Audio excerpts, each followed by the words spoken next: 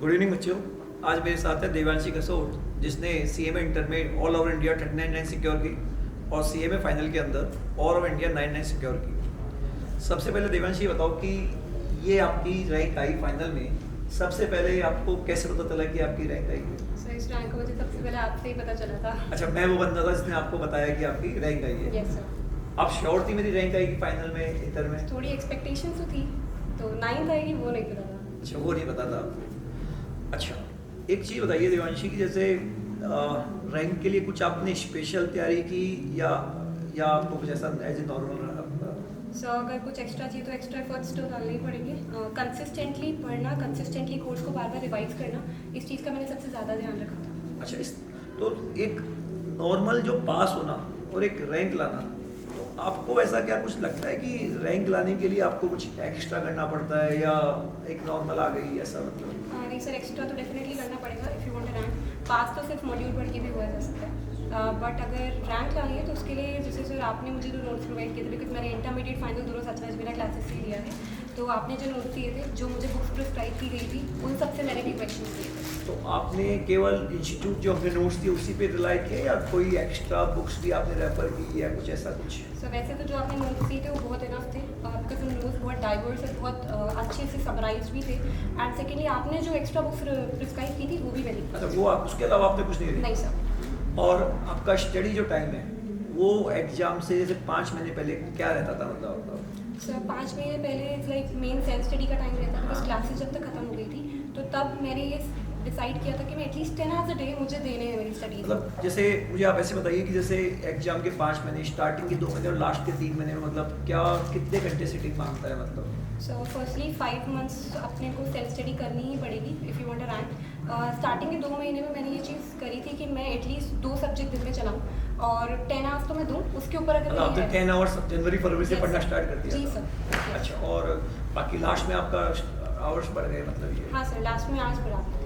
अच्छा, आपको ऐसा लगा कि एग्जाम देते समय कि आपका कोई पेपर बिगड़ गया, तुमको पेपर नहीं देना चाहिए, ऐसा कुछ हुआ मतलब आपके साथ? डेफिनेटली सर ऐसा हुआ था। CFR के पेपर में मेरे साथ ऐसा हुआ था कि मुझे लगा था कि शायद पेपर देते हूँ तो जब मैं पास ना हूँ, बट आपने मुझे बहुत एनकरेज किया था उस टाइम पे एंड फाइनली आई जस्ट। अच्छा, और जो लास्ट के जो सबसे बड़ा इशू रहता है कि बच्चों के जो लास्ट के 8 दिन में 8 पेपर देना, बहुत बच्चे होप छोड़ देते हैं कि ये पॉसिबल नहीं है।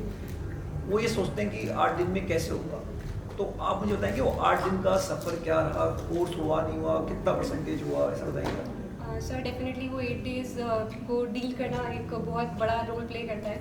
उस टाइम पे मैंने एक चीज़ पहले से इंश्योर करी थी कि मैं हर सब्जेक्ट में शॉर्ट नोट्स बना के रखूँ सर, बिकॉज उस टाइम पे इतना टाइम अवेलेबल नहीं होता कि क्वेश्चंस किए जाएँ, तो उस टाइम पे प्रोविजन रिवाइज करना was my मेन कॉन्सेप्ट। अच्छा, आपने बस केवल अपने अपने नोट्स बना लिए और उसको वहाँ रिवाइज किया, उस Yes. टाइम आप कोई क्वेश्चन वगैरह करते थे?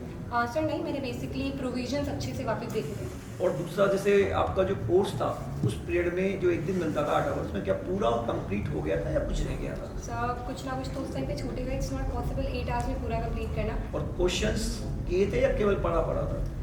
एक दो जो मैंने ऑलरेडी पहले से मार्क करके रखे थे क्वेश्चंस, वो किए? हाँ। अच्छा, बाकी नहीं किया? नहीं सर, प्रोविजन देखे थे। और अगर मान लो सपोज करो मैं एग्जाम दे रहा हूँ, मेरा 40% ही होता है, तो आप क्या कहेगी बच्चों को कि 40% होता है तो अगले दिन एग्जाम मत दो, या जो पुराना पढ़ा है वो याद आ जाता है? सर डेफिनेटली एग्जाम देना चाहिए, बिकॉज वो उन 8 आवर्स की बात नहीं है, वो अपन ने जो थ्रू आउट द ईयर पढ़ा है उसकी डीलिंग है, उसके dealing। डेफिनेटली पेपर देना चाहिए। मैं ये भी काफ़ी देखता हूँ कि जैसे बच्चों ने पेपर दिया, एक पेपर बहुत बिगड़ा, उसके बाद अगला भी बिगड़ गया, तो वो सेंटर पे देने ही जाते हैं।